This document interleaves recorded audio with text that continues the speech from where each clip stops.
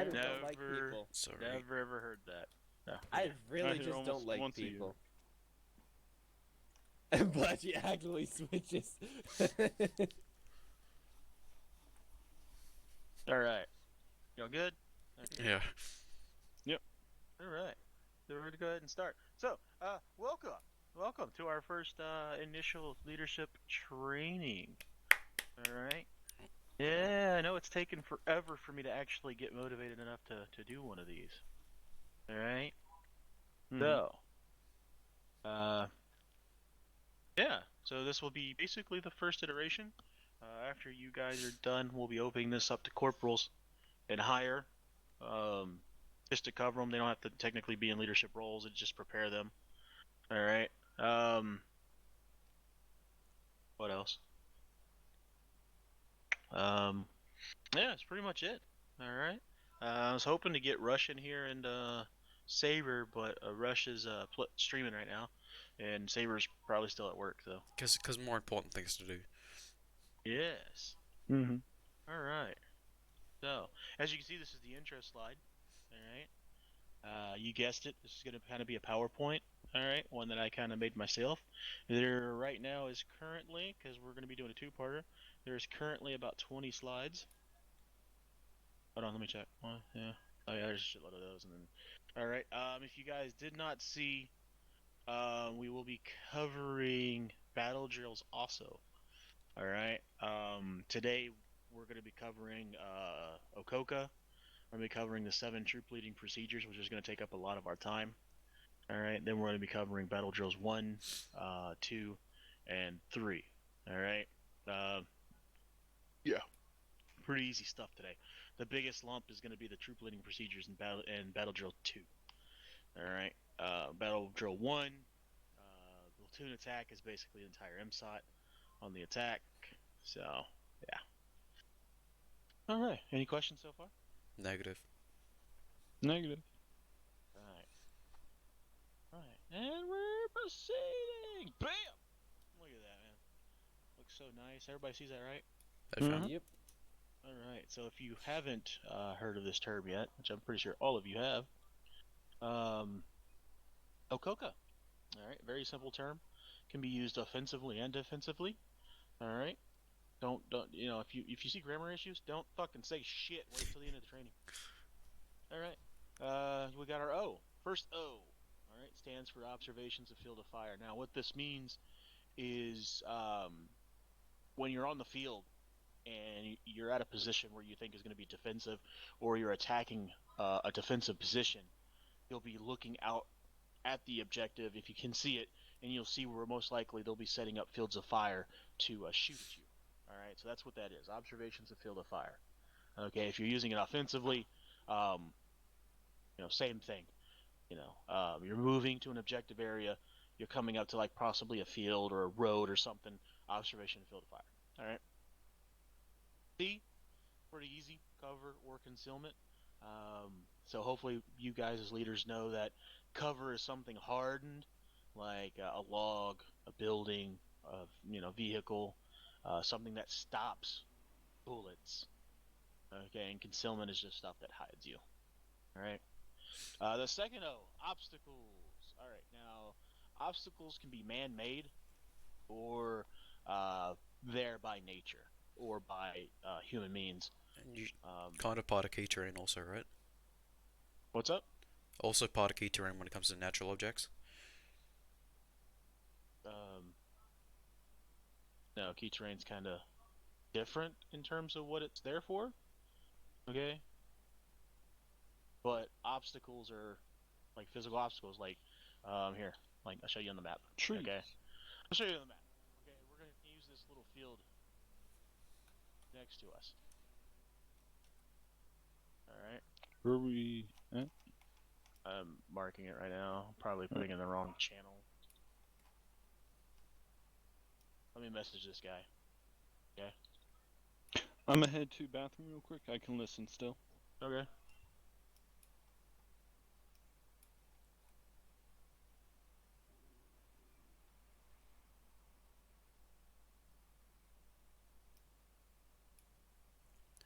Yeah, I was just referring to obstacles as in referring to key terrain as in like a hill. That could sometimes be proposed as an obstacle to get around or overcome, and also considered key terrain in some circumstances.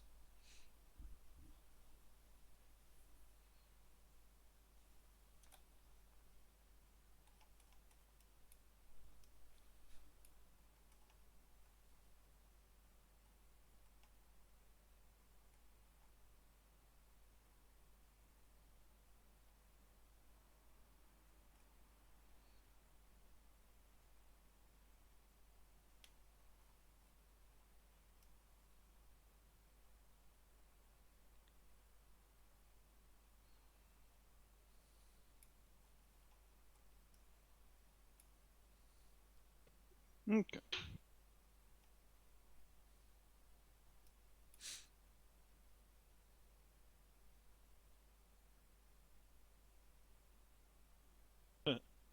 He's probably upset about that. I don't know.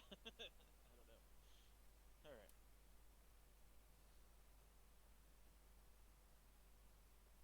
Okay.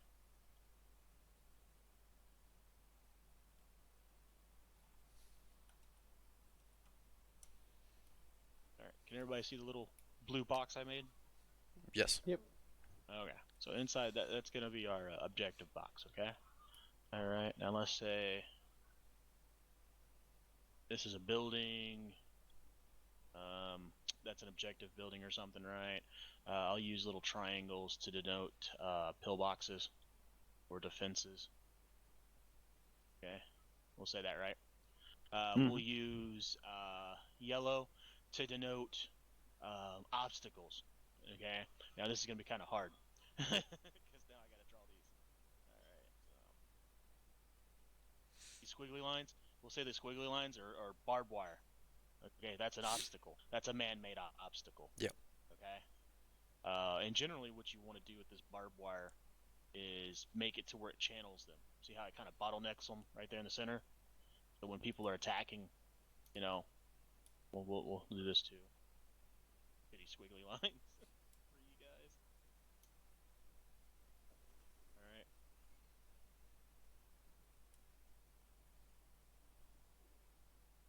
All right. Falling over trees. Well, you can use bright green to denote like vegetation or something, right?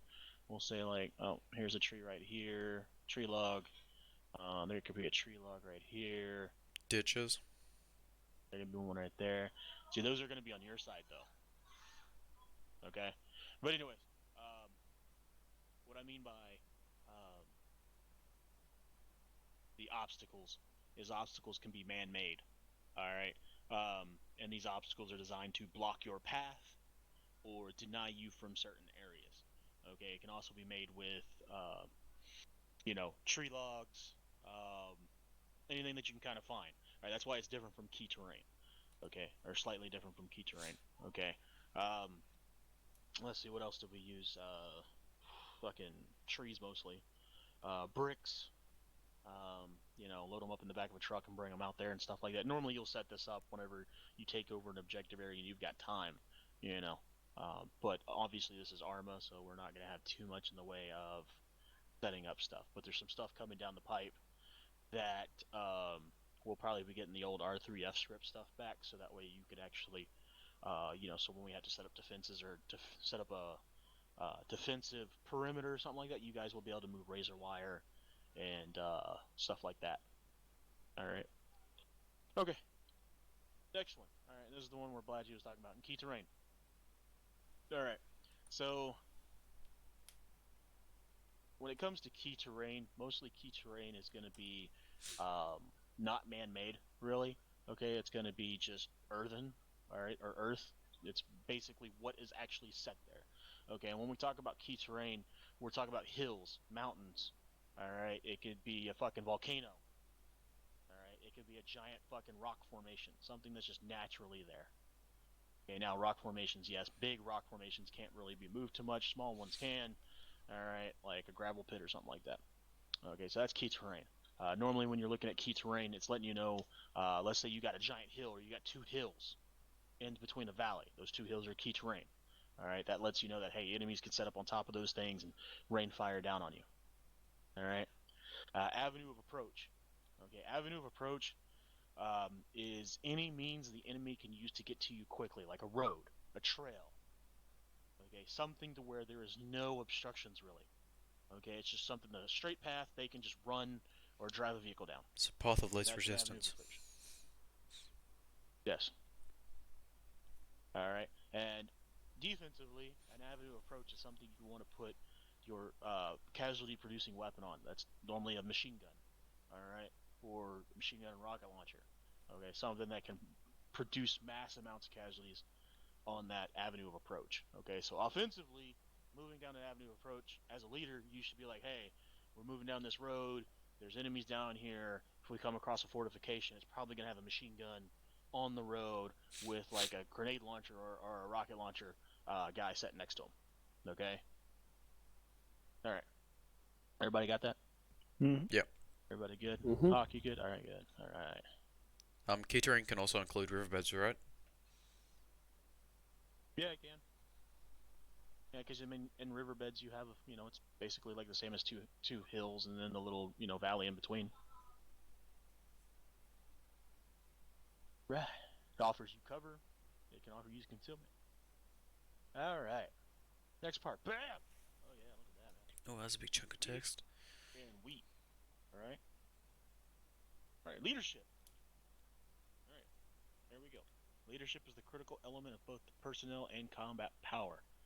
All right. Through leadership, the commander inspires and directs his unit to complete demanding tasks in difficult situations. Now, that word commander can be element leader, can be team chief, could be team leader, could be, any of those, okay? So that word commander can be a multitude of things. So as you guys read this, all right, for you guys, that word commander is element leader, inspires and directs his unit, team, all right? All right, there's some factors there. Will, all right? Often the victor in battle is the unit that refuses to lose. Competent leaders and tough, realistic training are the keys to developing these determinations. Leader must develop a will to win in his soldiers and his unit. All right, so that's something we really don't talk about too much. All right, normally because everybody just kind of goes off of what Saber tells them, like, hey, you're going here, here, and then you just go, hey, we're gonna go here, here, here. All right, even though some people be like, well, that sounds stupid. Maybe we should go over here. All right, you as leaders, I was always taught, and in the Army, everybody's taught that a NCO, your responsibility or your job is to is three things. All right, you are to God damn, fucking brain farts, man. You are to what is it? Motivate. God damn it. Hold on, I'll get it in a second, guys. Sorry, it was there and then fucking gone. Oh man. You're to oh, purpose, motivation, and direction. All right, that's what your job is. Oh, take your chip. Hey, you drop this one out of your mouth. All right. All right. So your job as element leaders or as leaders in the unit at all times. That's what you're supposed to be providing there. All right. Motivation, purpose, and direction. Okay, so that's where will comes in. All right. B, trust. The leader must earn the trust of his soldiers. They must have confidence in his abilities. The leader also must trust his soldiers and develop a climate that allows subordinates to make decisions. All right. So that last part right there is a little key. All right. I know every time we play, everybody's got a different idea. Everybody's got a different way of doing things. Excuse me. All right. So that's why I always say, there's not always one way to do things. All right. There's a multitude of ways of doing things. When it comes to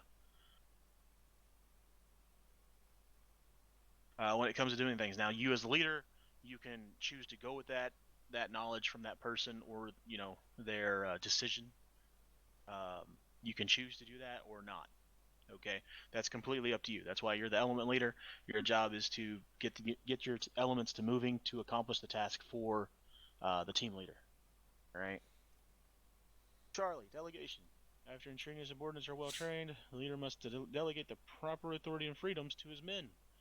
Focus his time and energy on what he determines as critical and delegates the remainder to his subordinates. All right, so an example of this would be okay. Uh, let's say your objective is to infiltrate and set demo on some type of infrastructure, right? So done. You as a leader, instead of you being in there to set demo, you should be able to trust your men enough to set demo on their own, and you shouldn't have to do it. You shouldn't have to go in there and be like, hey, you need to do this, this, this, and this. You need to place there, place there, place there. All right, that's something that could probably be briefed before you go in there and make sure all your guys know. So that way, once you enter the perimeter, instead of you guys running all different places, hey, should I set this here? Hey, should I set that there? You should already have a game plan, so that way you and your medic can provide security for the other 3 or 2 members placing demo. All right, that's just an example. All right, same with the assault teams, Alpha and Bravo. Say your objective is to go in, enter, and clear a building.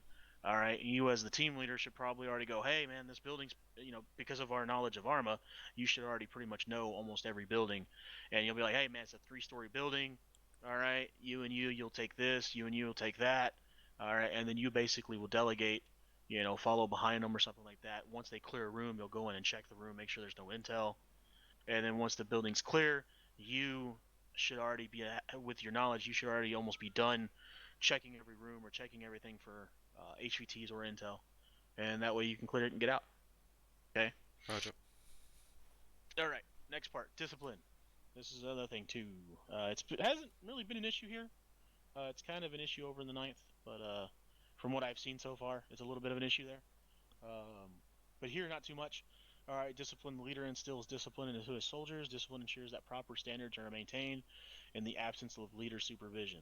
All right, so I mean, discipline can go kind of both ways, especially in the terms of an element leader going down.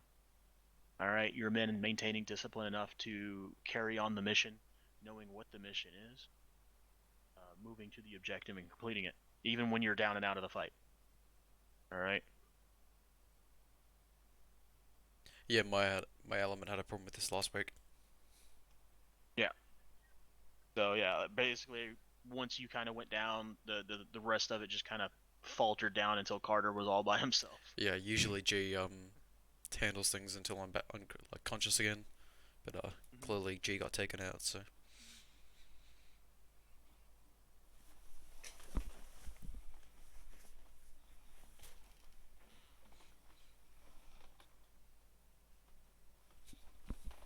All right. Sorry.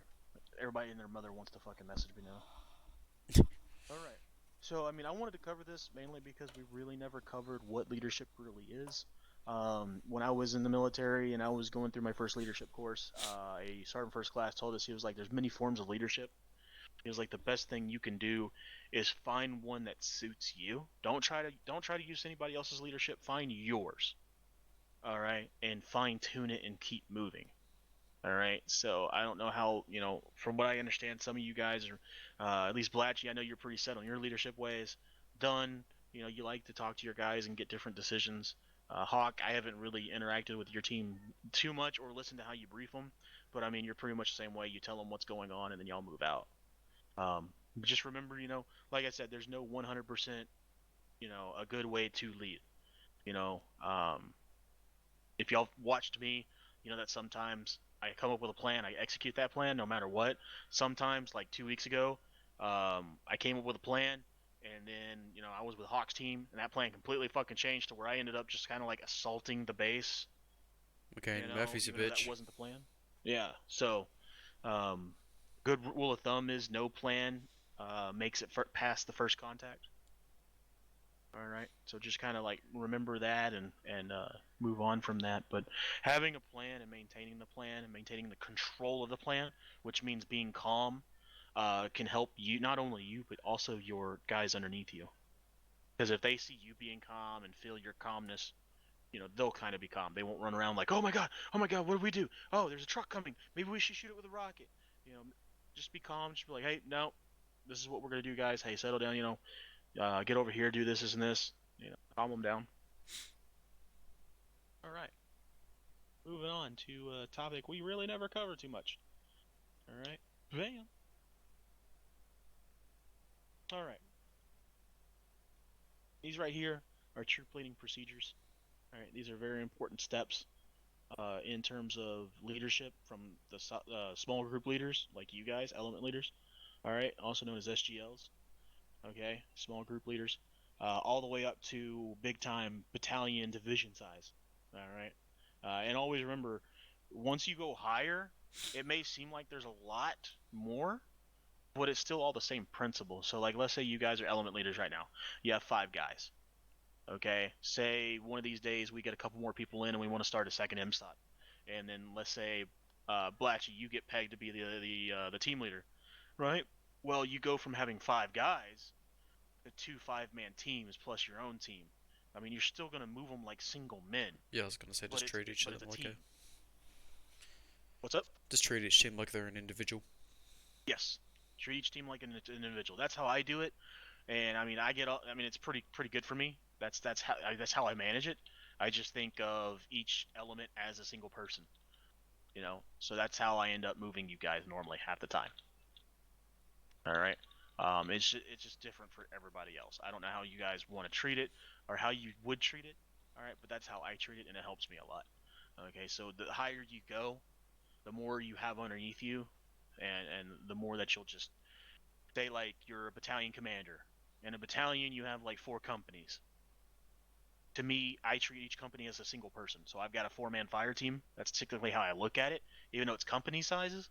So when it comes to like an AO, I'll be like, hey, first man, you're going to cover this area, even though that area may be hundreds of meters in space. And and that's the first company. And I'll look at the second company guy, and I'll be like, hey, you're going to go over here. That's what you're going to protect. And then he'll move his entire company over there. So basically, to me, it's just a 4-man fire team. I don't know if that's getting through to you guys or if y'all are interpreting that properly. I understand. Okay. Hockey good? Yeah. Okay. Hey, if anything doesn't make sense, guys, just please be like, hey, doesn't make sense. Can you explain it? All right. So that way we can, I can explain better. This Alright. right here, Warners. Yep. So, all right, here's our troop leading procedures. All right, if you look at the acronym for this is RIMRCs. All right, so RIMSRCIS. RIMS RCs. There you go. RIMS RCs. All right. So that's an acronym you guys can learn if you want to know it better. That is a shit Okay. acronym. Hey, that's the one they taught me. And they actually taught us this in an OSIP. I didn't have to go to a leadership school to learn this one. Because if we got it wrong, you had to fucking do push-ups. Oh, that's good incentive It to learn. sucked. Yeah, it sucked. Alright, so first one. This doesn't matter if you're the team leader, element leader, or just a simple Joe. Alright, you're going to receive the mission. Alright, that's normally from me. Be like, hey, you're going to go do this today. Bam, you just received the mission. That's your mission. You're going to go air assault in. Alright? Now you're going to issue a warno. Alright? What this is basically just a small write-up, alright, of what's going on. So it can be anything of, here we go, I'll think of something off the fucking spot. Like if we look at our map, we can see that we're next to the town of, Gleniska. Alright? Quick warno. Hey guys, mission come down the pike. We're doing an air assault operation in the town of Gleniska. Alright, 20 insurgents came in, took some hostages.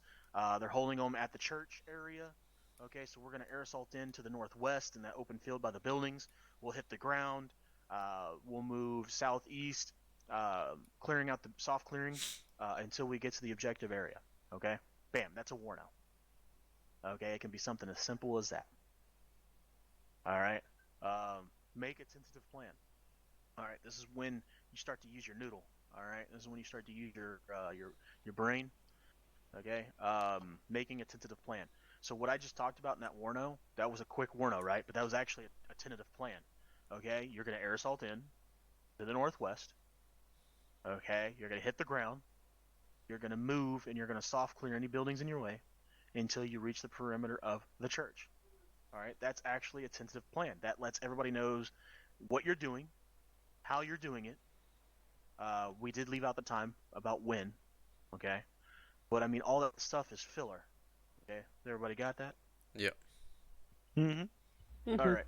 Starting necessary movement. Now, this doesn't mean like, hey, you're getting on the plane going. Starting necessary movement also covers getting your equipment together, Okay. getting your team set up.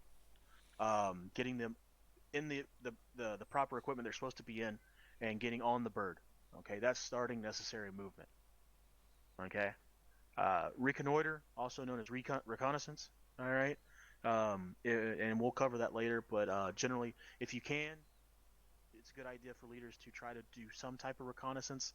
All right, it doesn't necessarily have to be reconnaissance of the objective area. It can be reconnaissance of the town itself. What did they see?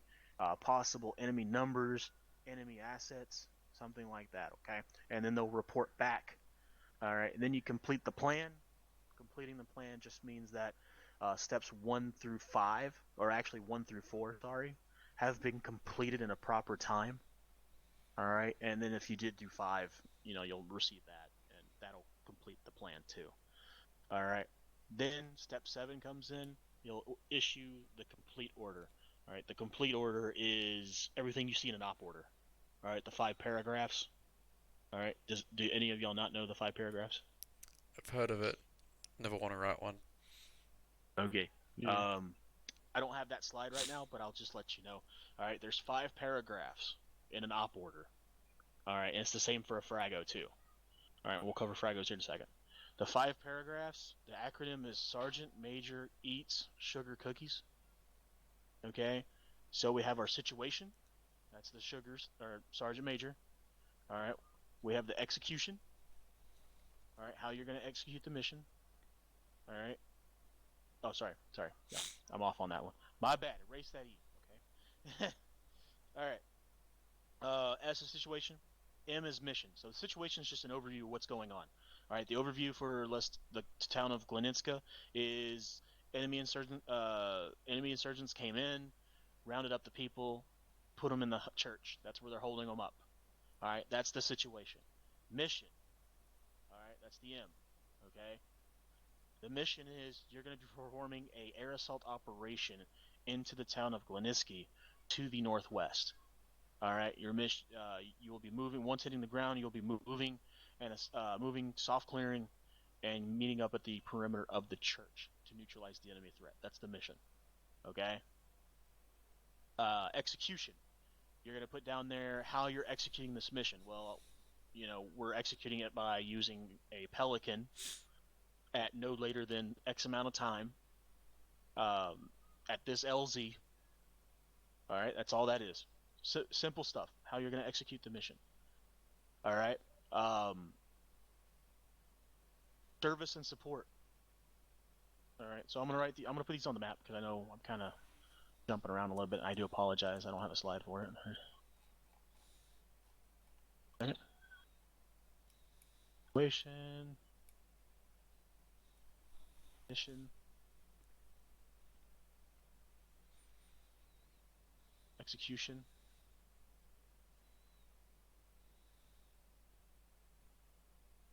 Service and support.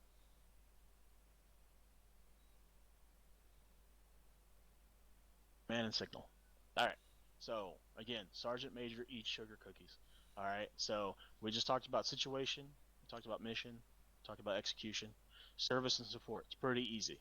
What services are you going to be using to get out there? You're going to be using a Pelican. That's your air assault vehicle. All right. That's your service. Okay. It could be a technical, or it can be an IFV. It can be a tank. It can be a Falcon. It can be a Hornet, or anything that services you to get to your objective. All right. Legs. All right. What's up? Legs? Your Legs. feet? I mean, you wouldn't actually put what you have on you. It's something that you have to get into to Yeah. help you to go out there. We're not going to put our LPCs on there. If y'all don't know what LPC is, it's a leather personnel carrier. It's your boots or your shoes. All right. We won't put that on there.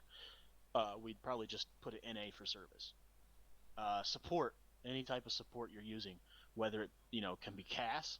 What type of CAS? Is it fixed wing asset? Is it rotary asset? Is it a vehicle asset like a tank or an IFV? All right, that's your support. How about equipment like weapons, night vision, that sort of stuff? No, that's all part of like your personal PPE, personal protective equipment. Yeah. All right, so that wouldn't be put on there. All right, and then lastly is command and signal. All right, command and signal is basically letting you know who you can contact, what frequencies they're going to be on, which like for you guys, command and signal would be having headquarters comm freaks, alphas, bravos, charlies comm freaks, all right, and then air to ground or tac nets, all right. That would be under command and signal. Okay. Um, that's pretty much it on that. Has anybody got an issue about the 5 paragraphs? No. And it's pretty easy. If you know the 5 paragraphs, it's easy to make it's easy to make an operation or an operational order. All right, because that's literally what the smallest format is the 5 paragraphs. All right. Okay. Once you're done issuing the complete order, which is your frago or your morno, all right. Then as a leader, you're to supervise. All right. Now, when it comes to supervision, basically you as an element leader, you need to supervise that your guys are getting the proper equipment, which you guys already do. You do it well. You tell your guys, hey, this is what we need. We need a rocket launcher. We need a machine gun. We need some demo. All right. So you guys are just observing. All right. Y'all as leaders, y'all shouldn't be having to move too much. Y'all should be telling your subordinates where and what they need. All right. And same for Saber. He should come up to you and be like, hey, Blatchy, man, today you guys are going to be a fucking mortar team. You're going to set up on the hill over there. And then Blatchy's going to be like, ah, fuck, I can't kill shit with my rifle. Fine. Okay. Hey, you want 3 mortars? All right, good. We need a gunner, and we need one guy's got to bring a backpack and a tube and a tripod. One dude's got to bring the tube. One dude's got to bring the tripod. All right, and then we got to set up there. So Blatchy should turn around and be like, hey, 4 cunts. You need to bring tubes. You need to bring fucking tripods. All right, and then watch them do it. Okay. Any questions on supervise? No. All right. Negative. So everybody's got this, right? Yep. Mm-hmm. All right. Because you know what I like to do. We like to do what I call check on learning. All right. Those are part of our TLOs, which is our terminal learning objectives. Okay. Basically, what that means is when you teach something, you need to have a TLO. All right. A TLO is when I ask you questions about what we just went over. Like if I was to look at Dunn and be like, "Hey, Dunn, when do we do reconnaissance?" All right. And then he would basically tell me, or I'd look back there at Hawk, who's sitting back there with that cigar still sticking out of his fucking penis, and be like, "Yo, you know, when do we complete the plan?" He should be able to tell me, "Oh, we complete the plan whenever we get steps 1 through 4 completed, and maybe if we have step 5, that's how we complete the plan." All right, so he should be able to tell me that. All right, so moving on. Bam. All right. Here we are. Didn't you already break all this down? Wait. Kinda. I did a little. Yeah. I did a small overview of everything. Okay. But this is a little bit more in depth, and this actually hits what I missed. All right. So, and also if you're writing it down, this will, you can look at it.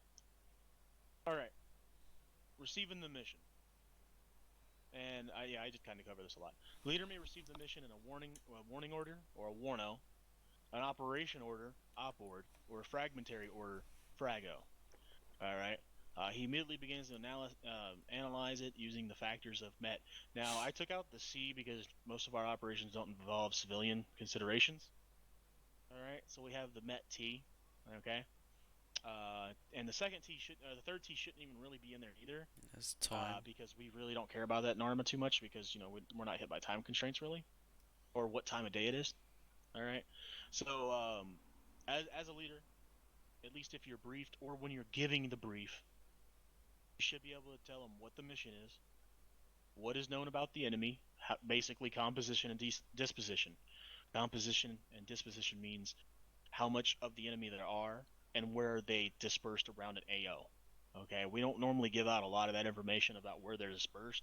That's because as ODSTs, you're shock troops. Your job is to hit the ground, move in, annihilate the fucking enemy no matter what. All right. How will the terrain and weather affect the operation? The weather is not really important because it's Arma. You don't really have constraints of stamina and everything like that. But how the terrain? All right. So like what I said about the air assault on the town of Gleniska. All right. So as you can see, there's a lot of fucking buildings. So that right there is already terrain. Okay, it's man-made terrain. All right, and that will affect how you're going to drop or where you're going to drop or where you're going to air assault in. Okay. What troops are available? What that means is what troops y'all have on hand. Okay. So as a team leader, when he receives the mission, he should automatically look at his head and be like, "Hey, I've got 3 elements. All right. I've got a roughly 15 to 18 guys. All right. How am I going to place them? How am I going to move them? Where are they going to move to accomplish this objective? All right. And then how much time? If there's a time constraint, you got to move quickly. You got to get out there. All right. But again, we really don't have too many time constraints. All right. Questions on that? Nothing. Anybody writing stuff down I need to wait or good? I'm good. I'm good. Good. All right. All right. Number 2, issuing the warning order. Now I did tell you, I'd have a slide for this so that way you guys would know how to write your warning orders and stuff like that, or what to do. All right. Issuing a warning order. The leader provides initial instructions and a warning order. The warning order contains enough information to begin preparation as soon as possible. All right. If available, the following information may be included in a warning order. All right. The mission or nature of the operation, who is participating in the operation, time of the operation, time and place for insurance of the operation orders. Or insuance, sorry. I said insurance. My bad. Alright. So, again, warning orders. Warning, like I gave you before, the warning order was, hey, you're going to do air assault in the town of Glenska. You're going to move, from the northwest. You're going to move southeast, soft clear the buildings to the chapel. All right, so that's telling you what you need to know, right? All right. Oh, I also forgot that there was possibly 20 insurgents. All right. So I mean that right there. As soon as we tell you that, you should be able to go. All right. Well, fuck. I'm gonna write this down. This is my warning order to my guys. They're gonna know just as much as I know, and everything like that. So warning order is a pre-order to the entire complete plan. All right. And we'll talk about the complete plan later. All right. Anybody got any questions? No. Nope. All right. Done. Hawk. Good. I'm good. Good. Right. Alright. Here we go. We're making a tentative plan now. So we got our warning order. Alright, I already told you the warning order. I feel like I need to write it down, but I'm pretty sure you guys have some good memory. Hopefully. Mine's okay. But, alright, we're making a tentative plan. Leader developed an estimate of the situation to use as a basis for his tentative plan. The estimate is the military decision-making process consists of 5 steps. Alright. Step 1, detailed mission analysis. That's normally with intel, that they receive, and I'm going to tell you honestly that intel's very vague at best. Even when I was in Afghanistan, it was very vague. Even on, it could be, hey, we took contact here 2 days ago, but people have moved on. The contact's not going to be there. So I mean, we can sit there and be like, hey, we're doing a cordon search to look for this fucking dude who's hiding guns in his compound, and you kick in the door, and it's just some farming family that just moved in. So I mean, intel, especially military intel, is not always going to be accurate. All right, situation analysis and course of action development. All right, so that right there is our toot. All right, so I'm going to mark this. This is another term you guys should Tactical exercise without troops. Down. Yes. Alright, TEWT. Alright. Tactical exercise without troops. And that's what we do every time we make a plan on the map. That is exactly what that is. You're making a plan up in your head if it doesn't actually involve anybody except for you just writing on that map. Alright. So, situation analysis, course of action development. That is a toot. Alright. Analysis of each course of action. This is where you do the what if game. Alright. Comparison of each course of action. This is where you do a risk assessment of each plan you make. Alright, so let's say done. Alright, look at the map real quick. Let's say the 20 insurgents captured people and took them to the church. Alright, but they also have a vehicle storage here. Alright, that your team's going to move in, eliminate, and set up demo on all those vehicles. Mm-hmm. Okay. Alright, let's say Alpha, you're going to be moving over this direction, and you're going to be clearing out a checkpoint, a vehicle checkpoint. All right. Bravo, your job is going to be moving down to this area right here, because there's a there's a communications bunker set up there, so the insurgents can contact the rest of their cells. All right. So what you'll do is you'll hash out, okay, hey, the LZ is here. Shitty ass fucking. I was trying to make a diamond, but hey, don't laugh at me, okay? All right, that's your LZ. That's where you're gonna come in really quick. You're gonna hit, and you're gonna disperse. All right, now we're gonna play the fucking what if game. That's where the comparison of each course of action is, where you go, oh well, the LZ is really close. The enemy can shoot us with an RPG, but also an air assault operation that's really close is designed to be really quick. Like as soon as the helicopter lands, you shouldn't be staying there. You should be moving as soon as you get out of the helicopter. All right, your team should know where you're moving to, how you're moving, what you're carrying. All right. So then you'll play the game of, all right, hey Alpha, you guys are going to move this way into the buildings to hit that checkpoint. All right, Bravo and Charlie, you guys are going to move down, and you're going to break off and hit your vehicle depot and the communications bunker. All right. So that right there is a comparison of each course of action. Okay, because then you'll break down the movement again too. All right. Last step, decision. All right. The decision represents the tentative plan. The leader updates the estimate continuously and refines his plan accordingly. All right.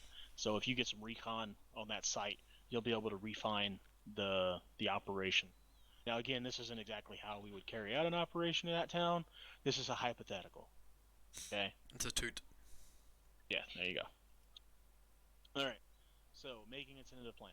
All right. You guys as element leaders, when you're given a task, hopefully Saber continues doing what I'm doing in operations, where I just give you a tasking, and you guys go off and do it by yourselves. All right. As ODSTs, you guys shouldn't always be, unless we're doing assaulting a heavy installation or something like that. You guys shouldn't always be together. Like within 50 meters of each other. You should have your own objectives, your own responsibilities. All right. At least that's how I feel. Now I know Saber, he's old school fucking like learning from who is it, Dirt, who was infantry in the 82nd, and his thing is, one infantry squad follows behind the other infantry squad, and we go everywhere together. All right. So, in the end, you guys make the decision. You guys have to pull that trigger. All right. That's your burden of command. All right. When you're a leader. Okay. So always remember, anytime you make a plan, be fucking confident in that plan. All right. Because I know sometimes you sound like you want to second guess yourself. So, at least you That's what happens over at the Ninth at the moment. Yeah. Hmm.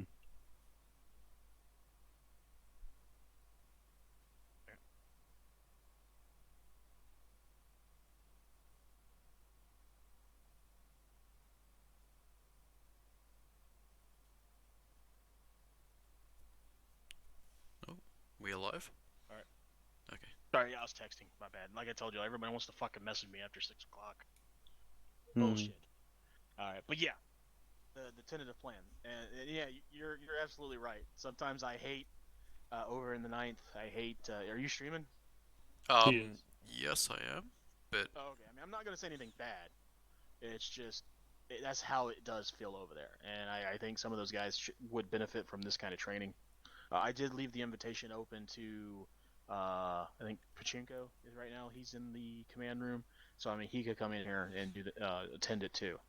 But yeah, when you second guess yourself, or you sound like you're second guessing yourself, that instills doubt in the rest of your guys. Okay, so like I know you guys have probably disagreed with a lot of my plans, but Definitely, I'm always confident about the plan I make, whether it sounds suicidal or it's just, I'm gonna be honest with you, I've gotten very fucking lucky with a lot of my decisions and plans, okay? Alright? So I'm not gonna say that they're 100% legit great. No, they're not. It's just luck of the draw. Well, And that's just from sometimes taking your luck's risks. gonna run out. Yeah.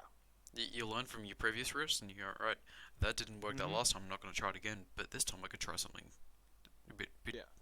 you know, which Yeah. which So I mean, many of us done a few times. yeah. So I mean, whenever you're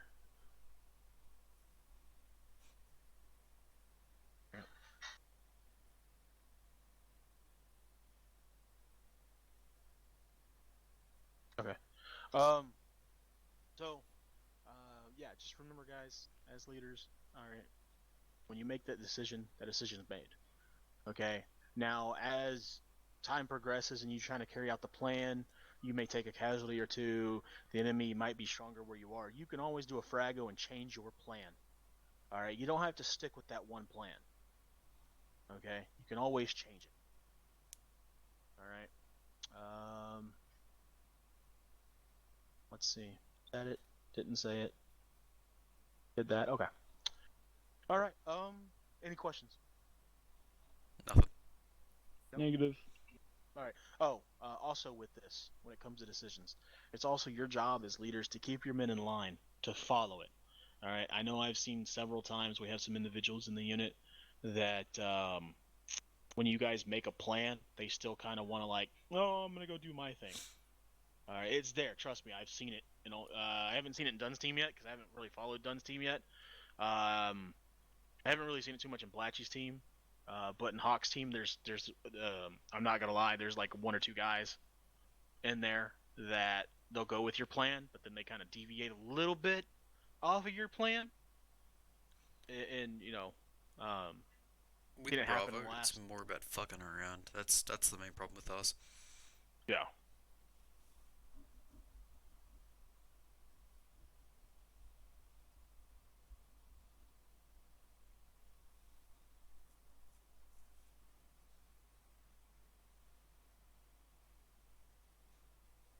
Like last week I ordered G to strip naked and go confront the aliens.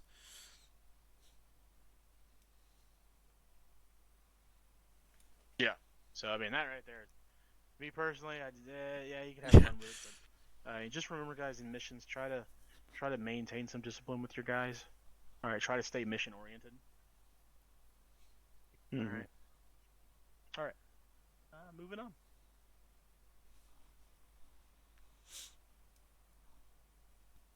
Wait, we were on the right slide, right? I gotta number these better. Okay, I gotta number these better. All right. Start necessary movement. All right. Okay, so the word platoon in here can be platoon, MSOT, squad. It can be company. It can Yeah, be we anything. getcha. Again, that word is very objective. Platoon may need to begin movement while the leader is still planning or forward reconnoitering or reconnaissance. Platoon sergeant, team chief, or a squad leader, element leader, may bring the platoon forward, usually under the control of the company executive officer or the first sergeant. That's company level or whatever, something bigger than an MSOT. Okay, this is where your subordinate leaders prepare men, weapons, and equipment for the coming mission. This step could occur at any time during the troop leading procedure. All right, so I guess it's pretty plain as day there. All right, while Saber's getting the meeting or getting the mission or in the brief, y'all may have a small encompass of what the mission is, so he could come out and be like, "Hey, Hawk, get the rest of the MSOT ready, get their stuff, together, blah blah, and move to the bird." All right, it could be something like that. Okay. So, any questions on that one? No. All right. Pretty easy, pretty simple. All right. All right. Reconnoiter. Okay. Now, keywords here. If time allows. All right. If time allows, the leader makes a personal reconnaissance to verify his terrain analysis, basically key terrain from Okoka. Adjusts his plan, confirms the usability of routes, and time any critical movements. All right. When time does not allow, the leader must make a map reconnaissance or a two did. All right. The leader must consider the risk inherent in conducting reconnaissance forward of friendly lines. That's something we normally don't do because when you guys go out on missions, generally know where the enemy's at. You know, except for this last deployment, we really don't know where the enemy's at. We just have a general idea. Hey, we're going here to do this. All right. Sometimes the leader must rely on others, for example, scouts, aircraft to do scouting. All right, and you can rely on team leaders. All right, to conduct the reconnaissance and risk of contact with enemy is if the risk of contact with the enemy is high. Okay. Any questions on that slide? I mean, it's pretty simple, pretty straightforward. If you got any questions about the terminology, let me know. All right, everybody good on that one? Mm-hmm. Losing you back there, Hawk? No, I'm good. Good.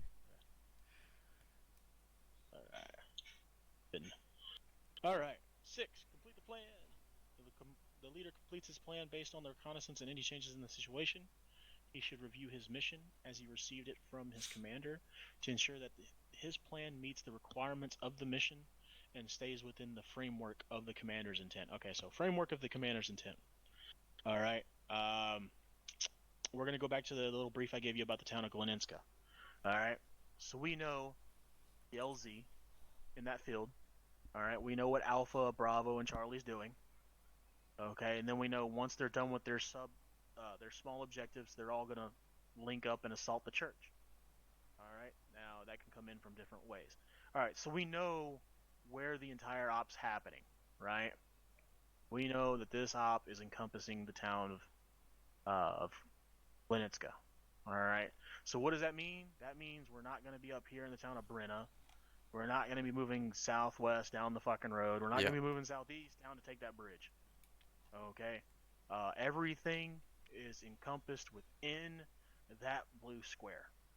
All right, if anything happens outside the blue square, out of sight, out of mind.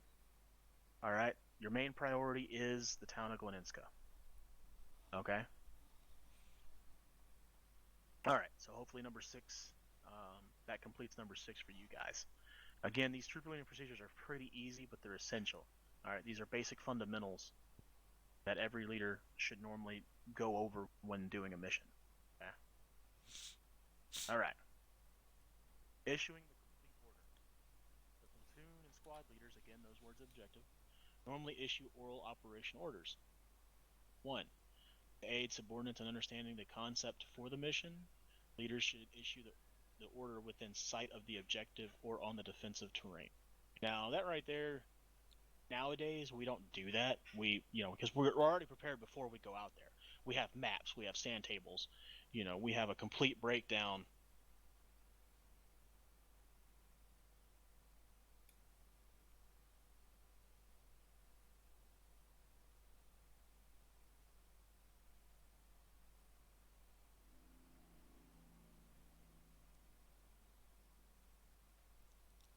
Did you die again? No, I said give me a second. Okay. Sorry, my bad. Alright. I mean, he can do that to aid him, but generally you're just going to do a toot on a map. Alright.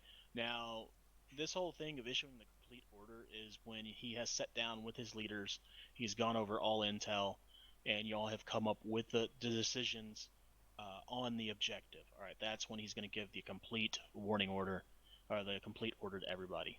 Alright. We generally don't do that because, honestly, nowadays it kind of wastes time. Alright. 2. Leaders must ensure that subordinates understand the mission, the commander's intent, the concept of the operation, and their assigned tasks. Alright, so this right here, this is basically something we don't really do. It's a leader's brief. Alright, after we're done with the leader's brief, you guys do your team briefs. Alright, so that way, again, if Blatchy goes down, Carter should hopefully freaking know what to do next, what's going on. Be like, oh, hey, we're at a target building, Blatchy just got killed, G's unconscious upstairs, what should I do? Oh, well, I know that there's HVTs in the building. If I can't carry on the mission, I need to radio over to Alpha to come help me to complete that, to complete the plan right there.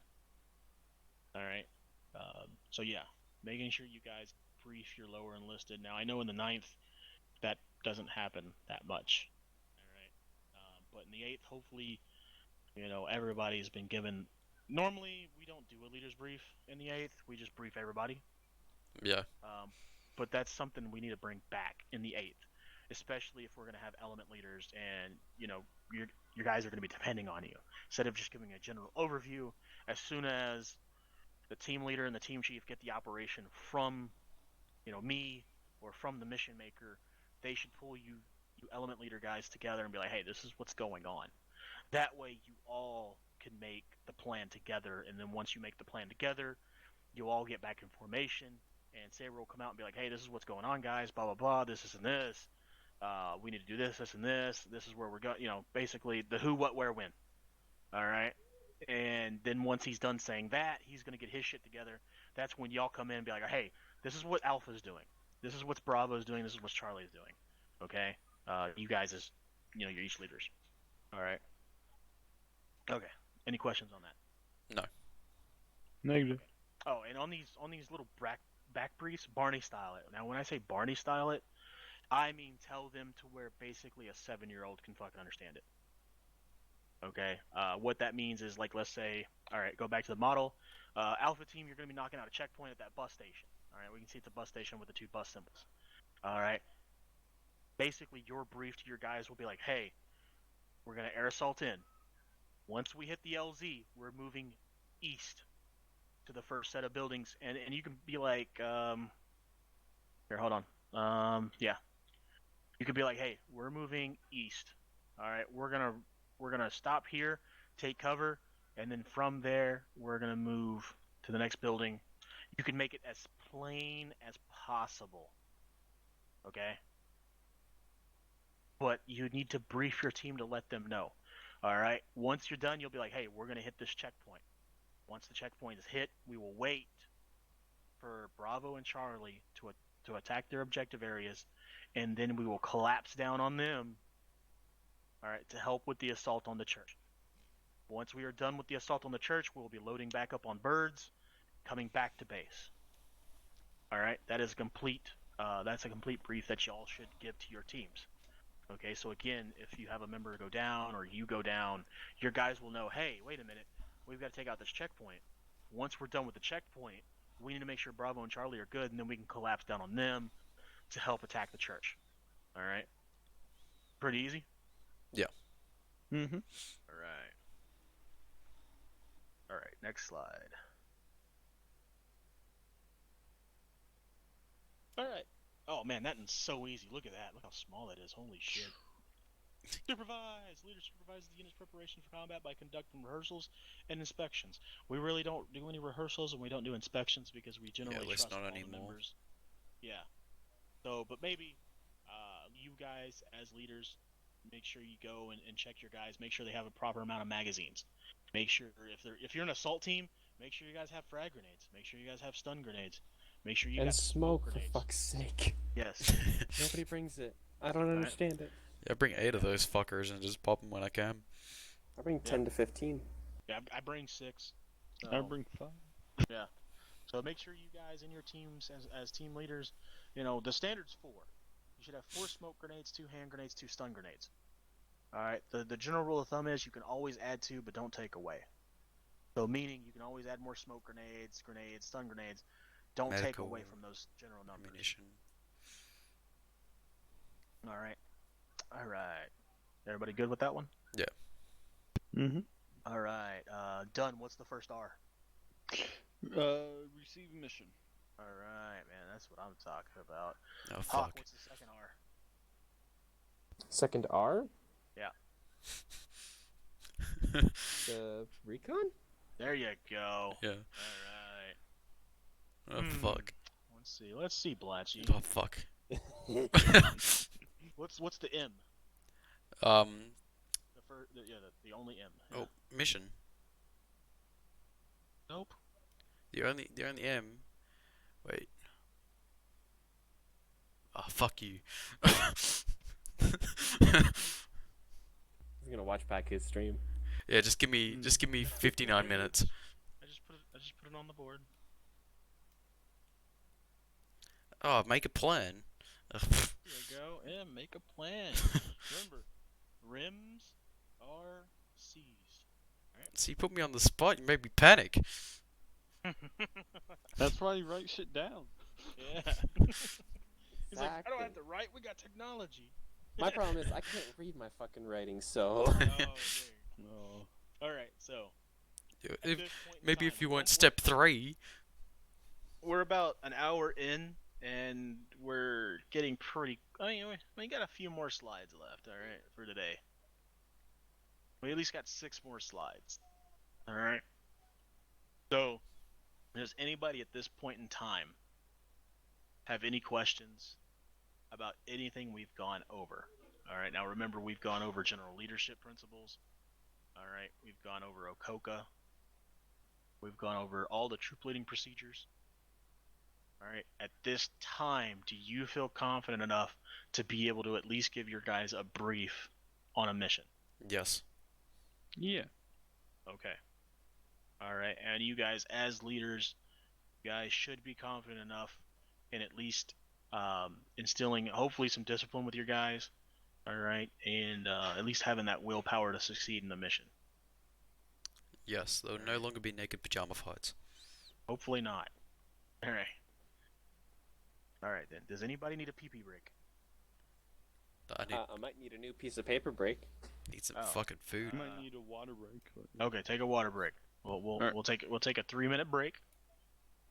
All right. And once y'all are back, let me know. Okay. Okay, quick, then I'll go for a smoke. No, And I'm back. not out of game. Well, yeah, in game, easy.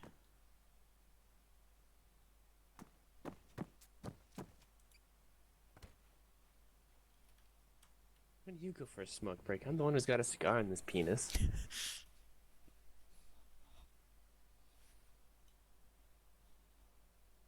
Also, I'm curious. Yes, you can pick up the chairs. Not what I was curious about, but it's good to know. Okay, beautiful. I'm gonna sit up here. That's why I didn't Because sit you in the sit in back the- of the class, you motherfucker. Well, no, like you sit in the back. The only way to read anything is you have to actively zoom in on the fucking screen, or else it's like super pixelated as fuck. Nah, middle. You just sit in the middle, you know? Back's all the drop kicks. Front's all the fucking goody goodies. Middle's just chill. Oh no, put the chair back. I know what I'm doing. Yep, it looks like it. Careful, if we were on a ship, you would have just killed us all. Quite possibly. Everything would have like fucking flew in the air and fucking came down and killed us. Unless you disable their, properties. Yeah, but then you wouldn't be able to sit down. Okay. Yeah, this is ASEX, like ASEX, and for some reason they had a whole bunch of stuff in ASEX, but now since they've redone everything, it's just been like there's only 2 things now in ASEX pretty much. That's the sitting and the headless client, Mm-hmm. Yeah, which I'm gotcha. thinking about using, but it'll be in the next deployment. What's the headless client? Basically, okay. So your computer has what, 4 cores? Yeah. Okay, so whenever you're playing a video game, everything operates off of 1 core. There's almost no video game out there that actually uses multiple cores. Okay, it'll put a primary function on 1 core. But with newer games, what'll happen is as soon as things happen, like let's say you're playing, I don't know, fucking Elite Dangerous, right? You're playing the game, and then all of a sudden you're doing a mission, and then an event happens and AI spawn in. Well, what happens is instead of it hitting that primary processor or that primary, Cool. core, it'll offload that logic of bringing them in and everything onto another core to make sure it's stabilized and then bring it onto the 1 core. Okay, so that way it doesn't interrupt your performance on your game. It doesn't overload your stuff. Now with Arma, it doesn't do that.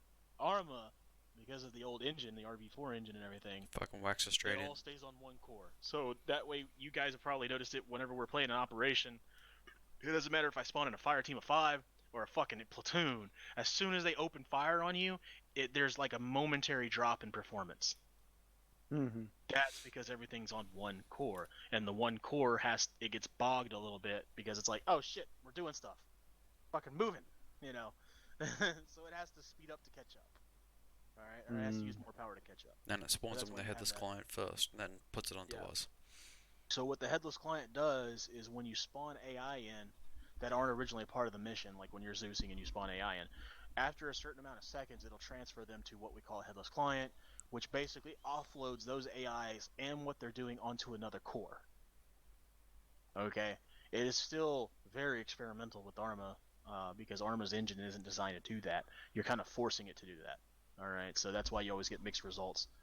Also, the issue with the headless clients is sometimes it makes the guys naked because it takes all their stuff off of them. Mm-hmm. Yeah, but that's what it does. Sounds fun. Just see a bunch of people charging us with their fists naked, running through an open field. Commander, we've got like 20 naked guys coming at us. Take them all down. Oh, those fuckers would be throwing grenades. They do move in herds. All right, is everybody back? Yeah. All right, so we're gonna kind of skip Battle Drill 1, and we're gonna circle back to it. Okay. No, it's just one alpha, isn't it? Yes. Yeah. Yeah. Back in the day, it used to be called 1 Alpha. Now it's just Battle Drill 1. Copy. The Army changed again and renamed everything. So, the biggest one right there, Ah. Battle Drill 2. And if you look at the side, it says platoon and squad. All right, because Battle Drill 1 takes part with the company and all that stuff, company level. All right, so this right here mainly affects you because the platoon is the MSOT and the squads are the elements. All right, so condition, you'll always receive a condition with the battle drills. It basically gets your mindset for it. All right, conditions. The platoon/squad is halting or moving. Enemy initiates fire on the platoon or squad with an individual or crew-served weapon. So basically, you guys come across like an MG or a fortified position, like a bunker or something like that. You guys don't know it's going to happen. That's why it says react to contact. All right. So, standards. First thing that happens is the unit returns fire immediately. All right. Number 2, the unit locates and engages the enemy with well-aimed fire. 3, the leader can point out at least one half of the enemy positions and identify the types of weapons, such as small arms, light machine guns. Now, that one right there, sometimes that's impossible for a leader to at least spot one half of the enemy positions. All right, what that means, like, if you get lit up by one bunker, obviously there's only one bunker, super fucking easy. If you get shot at from multiple directions, you're not gonna be able to like get up and look and be like, oh, okay, yeah, there's that guy there, and there's that guy over there, and oh, dude, they got us in a fucking pickle. All right. Just watch change your clothes. It's not always gonna be like that. Yeah, it's not always gonna be like that. All right. That's why these are kind of like guidelines. All right. So look at battle drills as guidelines. Okay. 4.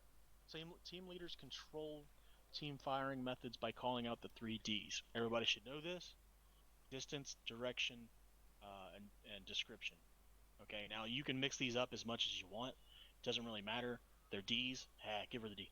But anyway, it could be description, distance, direction. Okay. I know in real life when I would take fire, I would be like contact. 1 o'clock, because we use clockwise. Very big misconception is people think because Arma you have a compass and a map. You don't have that. No. In real life, you're gonna check your compass when you take fire, right? There, north, east, Perry, and everyone in the squad pulls out the compass. Yeah. I mean, real life, no, because the military cannot afford enough fucking compasses, especially when each one of them's like $85 a pop. And the fact that it's ridiculous to everyone to pull out a compass. Yeah, exactly. So that's why in real life military we use clockwise directions. All right, that's why I kind of promote y'all using clockwise directions in the game to illuminate to alleviate where you're going, or to basically show a presence of where you're going. All right, and 12 o'clock's always the direction you're traveling. All right, so always remember that.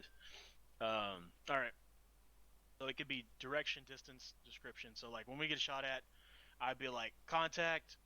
2 o'clock, 300 meters, and then I'd jump down. And then I'd get up from my protected position and look and be like, oh, hey, they're in fucking white t-shirts, blue pants. Or, hey, they're in green body armor, something like that.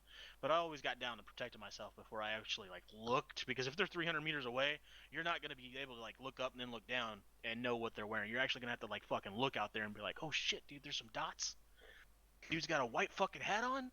Okay, hey, enemies over there. No, Question. Yeah. Is Mad Minute still a thing? In real life, it is, yeah. I mean, do y'all know what the Mad Minute is? Nope. Hawk and done? Negative. Okay, so what he's referring to is, say you're being attacked and you're surprised or something, right? And that mad minute is you just trying to kill the fucking enemy as fast as possible before you die. There's no other thoughts in your fucking mind. Just trying to kill them. From what I heard, is just dump your magazine anywhere. Yeah. Now, I mean, in Arma, you're generally gonna know where the enemy's shooting at you from, so you can just mag dump if you want. It's up to you. Um, you know, luckily I've never been in that situation where I had to do a mad minute, but yeah. Because I was always told by you guys is always to establish fire superiority at the beginning of a firefight, or if the firefight seems against your odds, as you were just saying. Yeah. So, yeah. Any questions so far? Mm-mm. All right. So the biggest one right now that I see an issue with us as a unit in a whole is number one. Unit returns fire immediately. I've seen it multiple times, multiple occasions. Guys will get shot at, and then Medical. half your team will just stay kneeling, talking to each other, and then they've got to take like 5 or 6 more shots before they go, oh shit, we're getting shot at, we should get down. Alright, as soon as the first pop happens, you guys should be like, oh shit, where's it coming from? Is it at me? Do we need to get online and return fire? Okay, but it doesn't happen. Alright. So, also the 3Ds, we don't really do that shit no more. That is something that really does need to come back, especially on the next deployment, because you're going to be out in the woods and walking and all that stuff a lot. So yeah, the 3Ds, just remember them. That way, when we do an FTX, all right, you guys can kind of like tell your teams, like, hey guys, or during the operations before we start, be like, hey guys, we take contact. Need you to kill out the 3Ds, direction, distance, description, or distance, direction, description, whichever you want to do. All right. Need to make that a 100% positive comeback. All right. Right. Bam. All right, we're continuing. Look at that. Some more. All right, number 5. Leaders check the status of their personnel through voice commands. All right, this right here, I think what happens, not everybody does it, but I think what happens is you guys get too focused on firing at the enemy, and that you want to be a part of the fight, and you stop kind of being a leader at the time. Because you want to be a part of the guys. You want to shoot your weapon. You want to kill the enemy. All right, but your job as a leader is not to do that as much. Your job is to, again, check the status of your personnel. All right. So when a firefight's going on, make a mental note in your head. Hey, every 20 or 30 seconds, call up, see if my guys are good, see who's hurt, see what's going on. Where's everybody at? Joke's on you. I usually do that. Yep. Yeah, but I'm saying not everybody does that. Gotcha. All right. Number 6, the squad/team leaders maintain contact with the platoon and squad leader. All right. That's not really a bad issue right now. I think we addressed that a couple missions ago. Whenever, some of the teams would take contact, they wouldn't radio that up to Saber or myself. All right. That's a very big must. Okay. Because, like, let's say, for instance, down in the south of the map, we're hunting down an insurgent camp. All right. And we're given a certain area to search. And each team's given a certain area of responsibility, or an AOR, area of responsibility, all right, to search. And you guys take contact. You guys need to report that contact up immediately. All right, you need to let him know that you're in contact, what type of enemy you're in contact, basically a sit rep. Okay, I don't have that slide right now. I don't really want to go over sit reps right now. But basically, just give them a small sit rep on what's going on. Tell them that you're in contact, where your position is, where the enemy possible position is. That way, if you do get hit and you get hit hard, he can call in air support for you. He can bring it in. All right, and he should be able to bring it in a way that you're not going to get hit by it. All right, so that's why it's always paramount that number 6 happens. All right, y'all got that? Yeah. All right, number 7. Platoon/squad leader makes an assessment of the situation. Now, this thing is done on a snap decision, okay? And the more you practice it, the more it becomes muscle memory that you don't have to stop and think about it. All right? A, the location of the enemy position and obstacles. And B, the size of the enemy force by assessing the enemy's volume of fire. All right? That's something we don't do here, but make a mental note of trying to do this. All right. So as soon as you come into contact, whether you see the enemy or not, you should be able to assess how big the element is by the amount of fire you're receiving. Okay. Obviously, sometimes you guys are only 5 men. You come across a full squad of enemies. All right. So you know, as soon as you hear one machine gun light up, you're gonna be like, hey, that's at least a fire team. Then you're gonna hear multiple rifles light up, and you're gonna be like, oh, that's 6 or 7 guys. That's a squad. Okay, I've only got 5. All right. Um, Also, you should be able to see in front of you and be like, hey, what kind of obstacles do we have? What's the location of the enemy? Where are they firing at from towards us? All right. Am I in a position on my terrain to flank them, or do I need to pull back and call in assistance? All right. Everybody got that? Yeah, and if it's Saber's Mhm. deployment, just consider the whole squad to have fucking LMGs. Yes. And then miss your lead you and think there's a whole fucking platoon there because you hear 20 machine guns. Oh, number 8. I accidentally deleted the part where it said platoon/squad leader, but platoon/squad leaders determines the next course of action. All right. So what that means is when you take contact, you're doing steps 1 through 7. All right. But then you, as a leader, you need to decide what you're going to do. Are you going to advance to fight the enemy? Are you going to fall back to a position that gives you the advantage? Or are you going to fall back and call in support to neutralize that enemy so you can continue on mission? All right. So that right there doesn't happen too often, because a lot of times from Zeus and listening to you on radio, you guys just want to have a shootout/slug out with the enemy where, it's you 5 guys just returning fire for 2 to 3 minutes. Okay, which isn't bad. You can do that. It isn't bad. But if you stay stagnant, sometimes the enemy can flank you. They can push other assets on you. All right. It So really as depends what element leaders, situation. yeah, it does. So okay. So let's look at the map again. We're gonna look south, over by Dry Cow. All right. I'm just gonna put a big fucking blue square around it. It's gonna be almost in the center. All right. So, the town of Hedraico, all right, or the little, I think it's a farm village. It's got some military bunkers around it. These little symbols with the snow cones upside down, those are deer stand/watchtowers. Okay, normally military. That's what those little symbols mean on this map. Okay. All right. So, let's say that little building area, you're gonna go do some reconnaissance on it. All right. So you're moving. You come down the road, you find a good dismount point here in these trees. All right, your method of travel is this way. All right, you stop off because you don't want to make your presence known to the enemy if there is enemy there. All right, and you start moving down the terrain to keep you covered a little bit, and then bam, you get hit by an enemy MG nest. All right, let's say that enemy MG nest is here. There's its arc of fire right there, or there's observations of field of fire right there. All right, it's able to put suppressive fire down on you.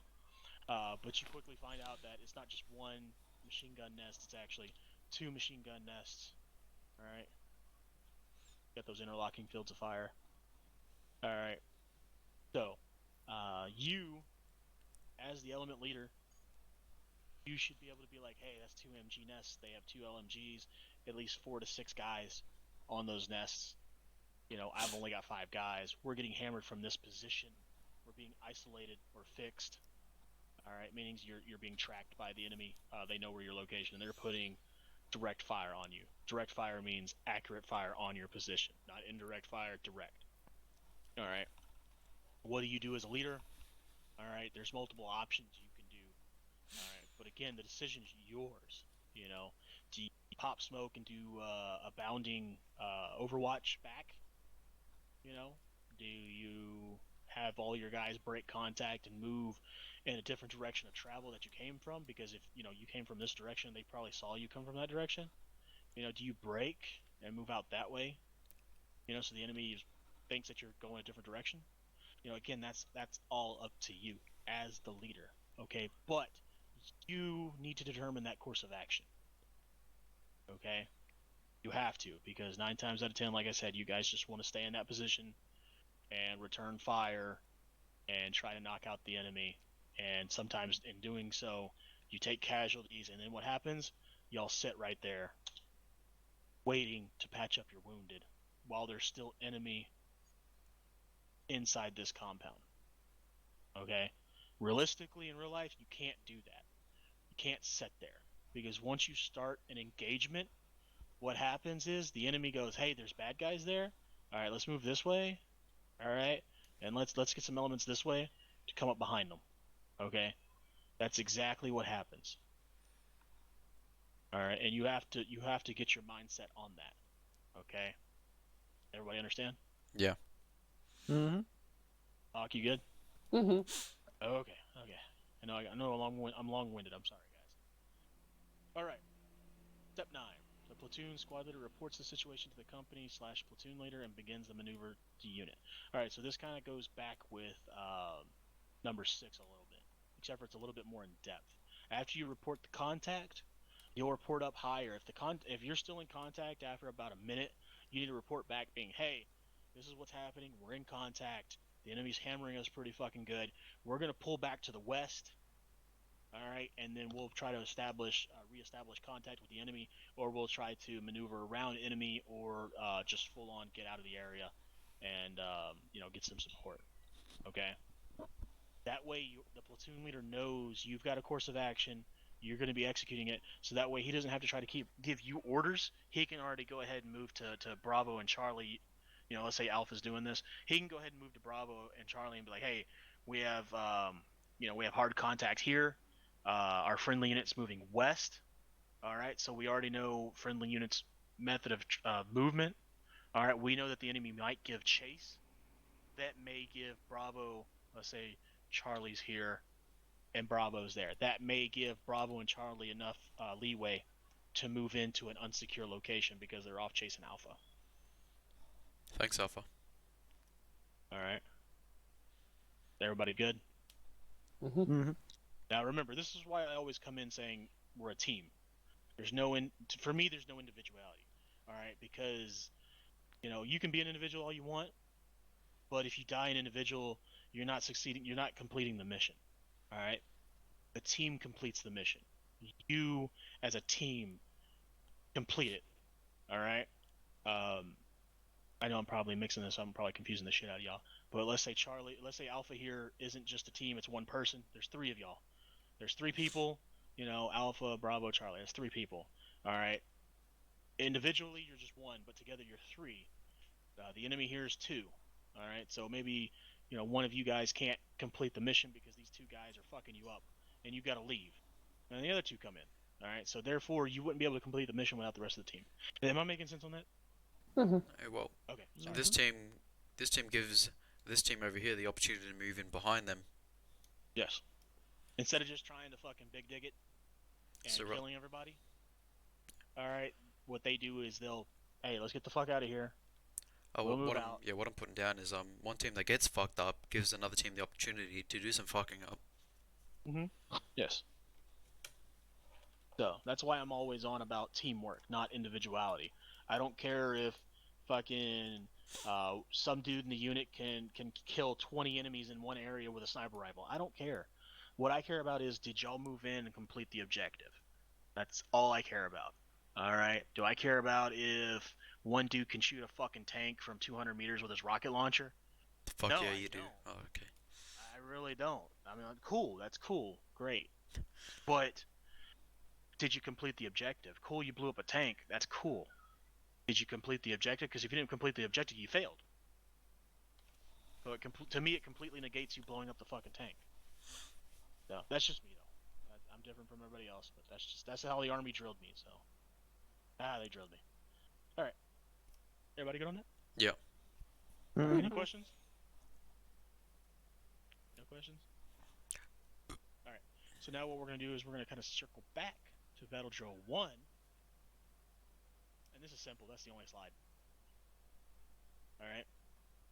So, Battle Drill 1, conduct the platoon attack. This is the whole MSOT, is attacking an objective. Alright. And we kind of already did a toot on this. Y'all remember the town to our southeast? And we have covered this battle drill quite extensively. Yes. So, number 1, action on enemy contact. Locating the enemy.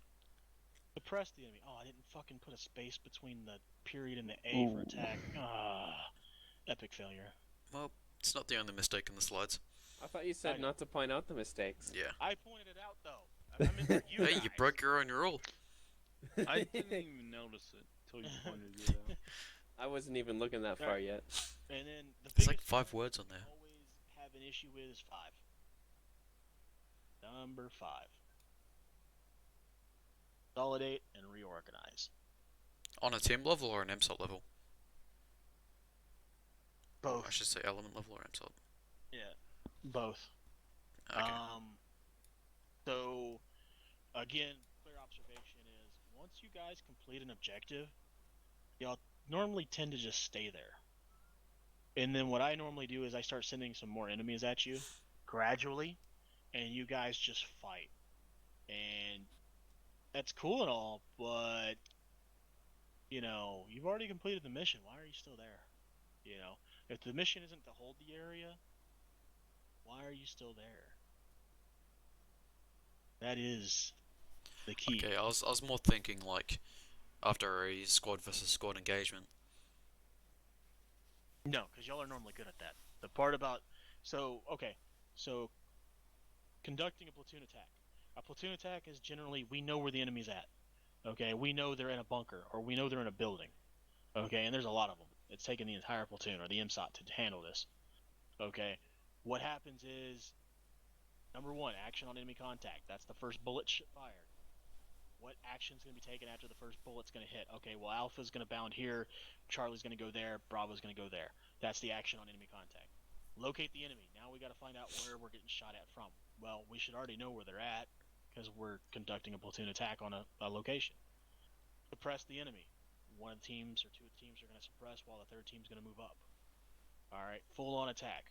Fucking charge. Bayonet that motherfucker. Alright? One of the only commands you never want to hear in combat is fix bayonets. Alright? Once you attack the objective and you've got it, you need to consolidate and reorganize, which means people need to stop running every fucking where. Alright? That's a big thing right there. Is as soon as y'all take an objective, each of y'all's members in your teams, they want to fucking run off and do something. They want to run and fucking check something. Alright? Which generally breaks the security of the element and the platoon and your teams. Alright, so consolidate and reorganize means get your guys together, move the fuck out. It doesn't matter which way you move, just, you know, get out of the enemy area. Alright, because chances are once you attack that location, there's going to be a QRF coming. Alright, or there's going to be artillery or an airstrike coming. So you guys need to get out of the area. Alright, simple? Yep. Mm-hmm. Alright. And that's probably something y'all should brief too, like when y'all do a leader's brief. Maybe once y'all talk about the objective and how you're going to move to it, probably bring up, hey, what are we going to do once we complete it? Okay, because I'm not going to be there on the radio to say, hey, you completed the objective. You as leaders should be able to be like, hey, our objective was to clear this building. We cleared the building. Let's move. Cause yeah, usually I move my team into a secured sort of position and wait for, well, usually Charlie to exploit whatever's there, blow up whatever needs to be blown up. Yes. So, but then got to also again reconsolidate and reorganize and move out. All right. So as element leaders, all right, you guys need to understand that. Yep. All right. Has everybody got it? Mm-hmm. All right. Now we're going on to the last couple slides. We've been in here for about an hour and 30 minutes. All right. Oh, hello. This is one we never do. And it kind of gets you guys fucked up a lot. What's that word? Yeah. Break. Break contact. I don't understand it. Yeah. Alright. Battle Drill 3. Condition. Platoon/squad is moving or stationary. The enemy fires on the platoon. The platoon/squad leader orders the platoon to break contact. Now, generally this happens when the enemy force outnumbers you. Alright?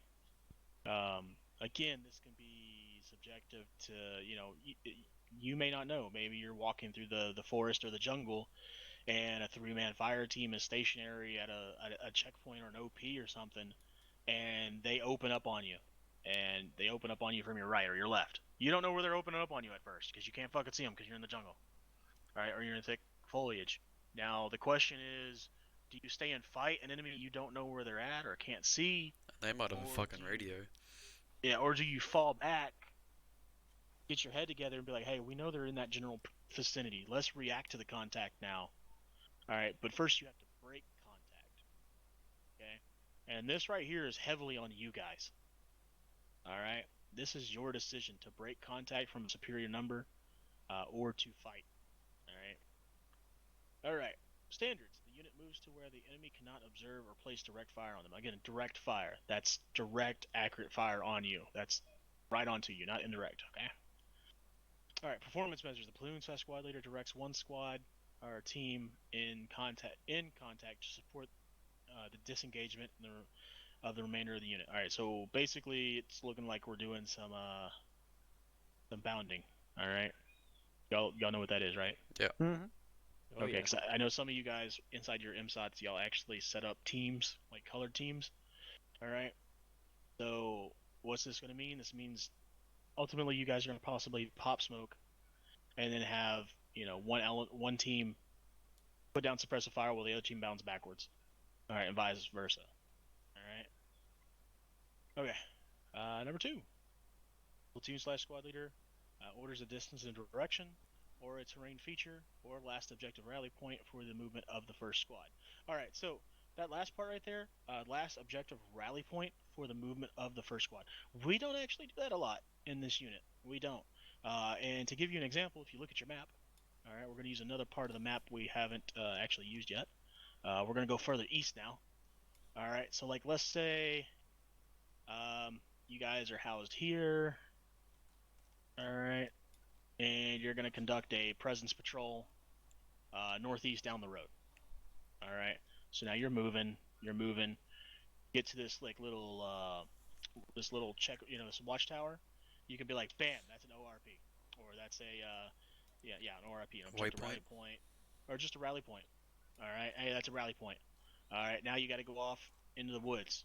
Alright, you come across okay, hey, there we go. Let's say you guys are moving, and you come across this little building right there. Bam, that's a rally point. Basically, it's something referenced to where everybody knows where it's at. So if you hit contact and you take casualties, you guys can be like, hey, rally up at the last rally point. Everybody should know where that's at. Yeah, I can use waypoints too, right? Yeah, you can use waypoints, you can rally points, anything you can do to get your guys there. Now, I know in the Army, when I was in there, we did use terrain features. All right, and when I was in Germany, and we were conducting exercises and stuff like that, we'd be going through the woods, and my squad leader would be like, "Hey, that rock face right there is our rally point. All right, that's key terrain right there." Or hey, that little hill over there, with the trees or something. That's the rally point. Or that trench, that's the rally point. All right. So that's something you guys can use when we're doing operations, especially in operations where we're doing movement to contact, and like let's say we're moving to that contact and bam, you get fucking hit by an MG nest or a fucking squad or something like that. You got to break contact. Okay, that makes sense. Mm-hmm. All right. All right. The base of fire squad/team continues to suppress the enemy with a high volume of fire. All right. So I mean that's pretty self-explanatory. Whichever team's firing, put down a high cyclic. Cyclic means the max amount of rounds you can put down range through your weapon system at one time. Okay. All right. The moving squad/fire team assumes the Overwatch position. Squad uses fragmentation, concussion, or I left IR smoke grenades in there. I do have them sometimes in the arsenal, but we never really use them too much because in Optray, your visor has low light mode. So I mean, there's no reason to have IR grenades. All right. I did take out one of the IR teams. smoke. Oh, go ahead, sir. What the fuck's IR smoke? Infrared smoke? Yeah, I guess. I don't know. It was in there. It was in the thing. Okay. Wait, wouldn't that be useful for the pilots to see shit? Yeah. Or do they now have low light mode? No, well, I mean, I think most of them were wearing the ODST helmet, so they Yeah, have for like some the fucking light. reason. Cause night vision's so hard to use. It's not that bad. I'm not going. All right. You guys as team leaders, y'all should still remember Met TC. All right, I did take out one of the T's. Okay, it's not relevant to Arma, so all right. To mask its movement. So when you're falling back, let's go back to the terrain model on the map again. Which all right? one? The one to the east. Okay, we're gonna make some adjustments. Okay, we're gonna say that you're actually moving down here. All right, let me place some red in there. Let's say you're moving down here.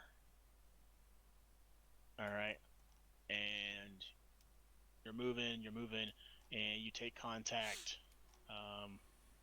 right here, where the X is.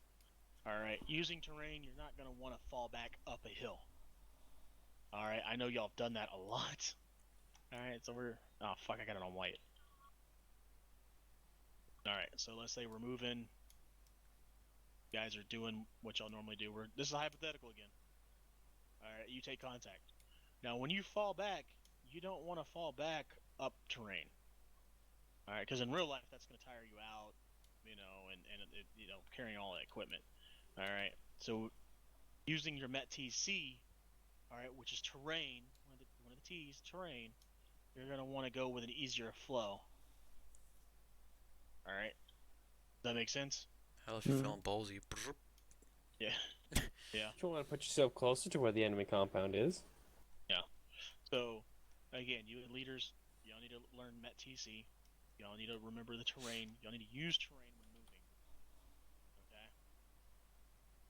All right.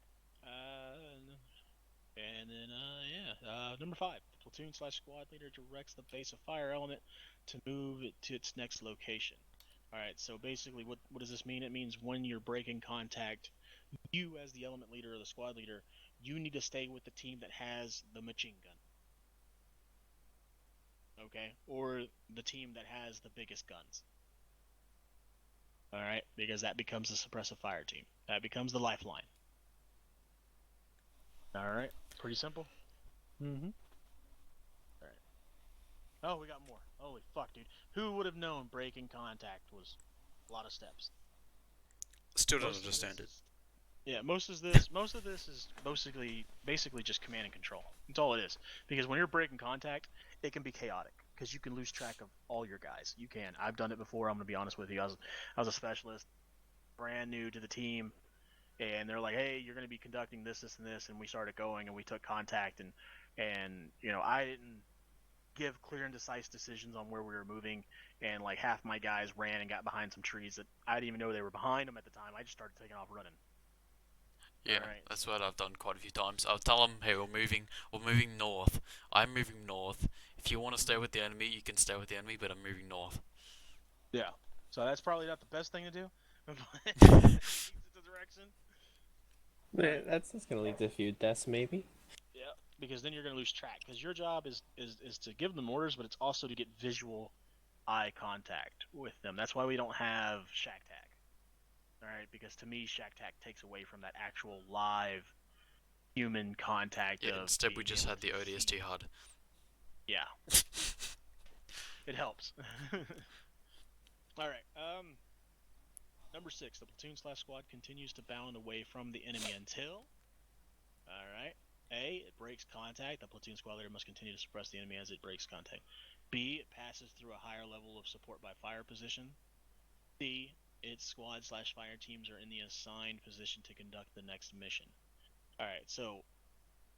I don't really like C too much, especially when it comes to breaking contact, because I've never ever broke contact into the next phase of a mission. Alright, never done that, so that's why that C is kind of foreign to me. Alright, B, it passes through a higher level of support by fire position. Basically, you guys are bounding back. Let's say this time Charlie is the one who's bounding back. They got hit in that position, but Bravo's up on the hill, and they've got LMG or something. They've got a machine gun, We have some a G. rockets, and some grenadiers. And then basically they will bound back behind them, out of the way of fire, and then Bravo will go ahead and initiate their contact with that enemy position. Alright. Does that make sense, guys? Yep. Mm-hmm. Alright. 7. Leader should consider changing his unit's direction. Oh, we already talked about that. Look at that. We talked about that whenever it was, hey, use this way of movement. Alright, instead of just trying to go back up the hill. Okay.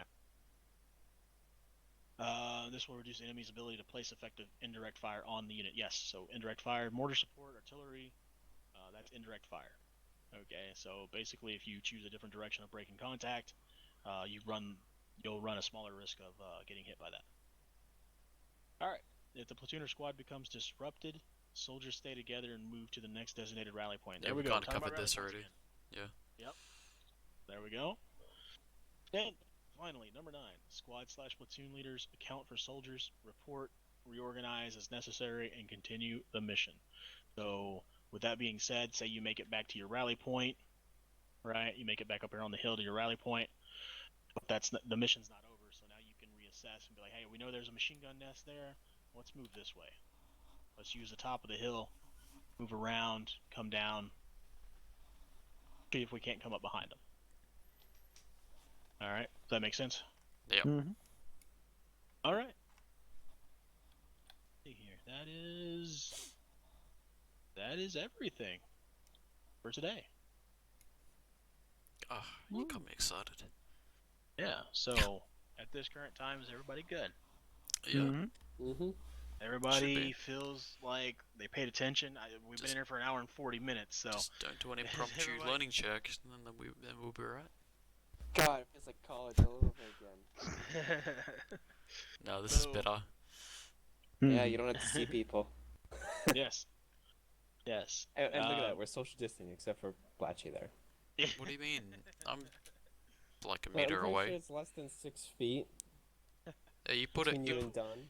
put a fucking kid in between us. It's plenty distance. The next phase of this, we'll go over the last couple battle drills, and I'll be throwing in the sit rep and stuff like that. But also, we'll be doing a practical exercise after this, where every one of you guys will be the element leader, and you'll be giving a mission, and your mission will involve you setting up a patrol route to that area, and then conducting, your tasking, and then getting out of there. Copy. All right. Oh, yeah. So, and when that happens, I will be taking you one-on-one to the side and giving you the warno, and then it will be your responsibility to brief the team. And you will need to tell them what's going on, where you're going, what you're doing, who you're doing it to, what the mission completion is. All right. So, sound good, guys? Mm-hmm. Nothing adds pressure Alright. like bleeding your peers. Yeah. Fuck, what's Battle Drill 3? Battle Drill 3, break from contact. Still Alright, wanna that know sounds what that good. word means. Yeah. Yeah, Alright. Done. What's Battle Drill 1? Battle drill 1 is reacting to contact. Or conducting platoon attack. There you go. There you go. Yeah.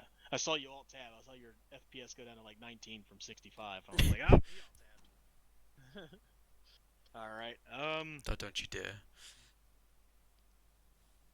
What's the last S in the troop leading procedures, Blatchy? Was issue the order, or issue the complete order. I said the S. What step 9? 8. It's number 8. It is the very last step. Step. Yeah, don't do this to me. Oh, Blatchy. Don't remember their Alright. fucking titles. Yeah, fine. well then, if you don't know the title, what are you supposed to do? Hold on. But did- Just give me an hour and just 2 40 minutes. I'll hours go though. check them. Alright. Since you didn't write these down, what is it? Oh, supervise. My I bad. got the easiest one. Oh my god. What? Yeah, that goes without fucking saying, doesn't it? When you do your apparently not. practical- When you do your practical exercise, you're gonna pretty much do all these steps except for 5, and you're not even gonna know you're fucking doing them. That's how good this training is gonna be. All right, I know it's boring because PowerPoint. I'm sorry, guys. That's the only way I can relate it to it.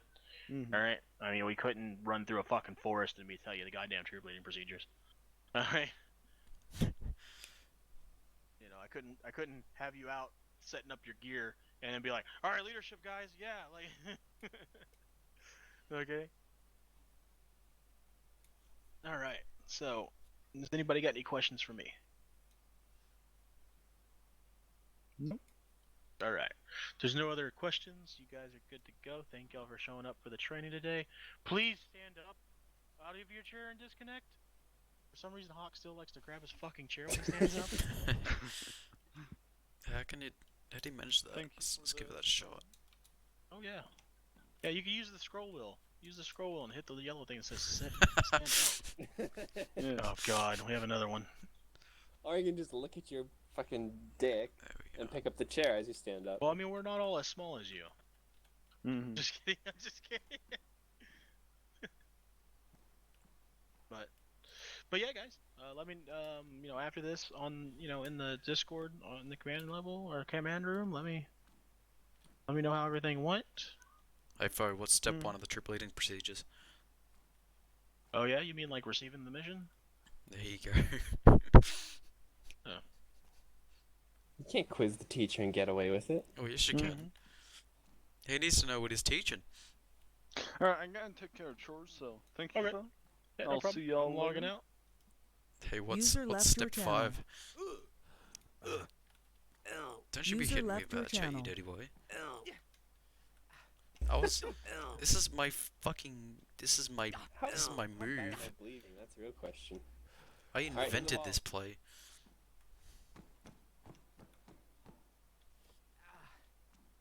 Oh, Jesus Christ.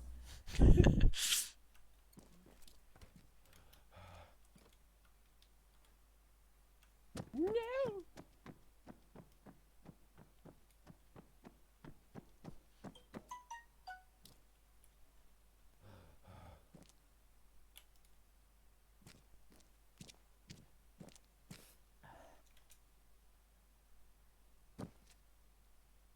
Stand up. Come back here.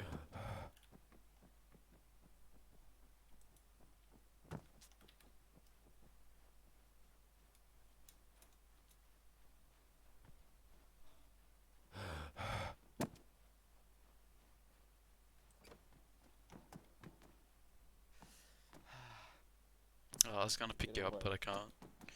I have tinnitus in my right ear. I can't hear a thing at the moment. Come back to me ear. There we are. Goddamn old age. I didn't know this building had so much fucking space behind it.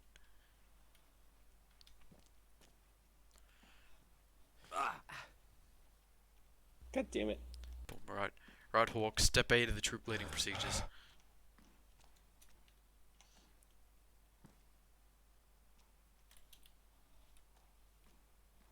Beat the